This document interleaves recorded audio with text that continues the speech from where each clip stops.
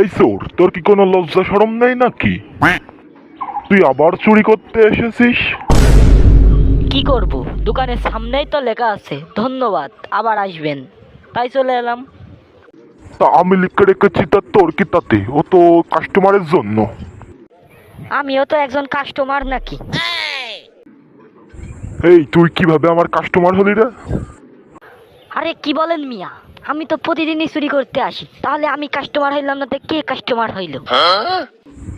এই চোরের বাচ্চা চোর, এখন কিন্তু ঝামেলা করবি পারবি না।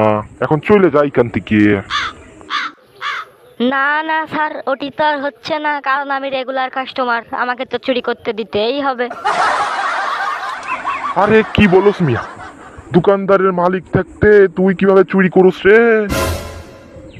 আমি তো বুঝবার পারলাম না।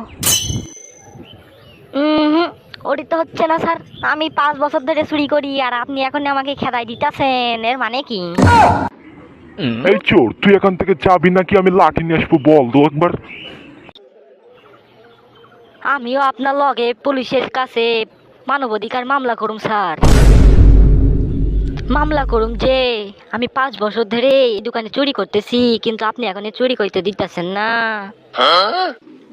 আরে চোর, তোর কি একটু লজ্জা শরম নাই নাকি? আমি এখানে দোকানের মালিক রয়েছি আর তুই আমার সামনে চুরি করবি পারবি?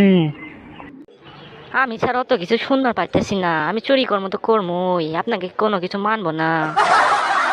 আরে চুরি করলে তো আমার মেলা লস হয়ে যায় মো। অত কিছু ছাড়া আমি জানবার পারতেছি না, আমি চুরি করবো তো করবোই। তুই একবার ভেবে দেখ, আমার কিন্তু অনেক লস হয়ে যাচ্ছে। আচ্ছা ঠিক আছে, আজকের দিনের মতো আপনাকে আমি মাফ করলাম, কিন্তু কালকে ঠিকই ঠিকই আমি চুরি করে নিয়ে যাবো।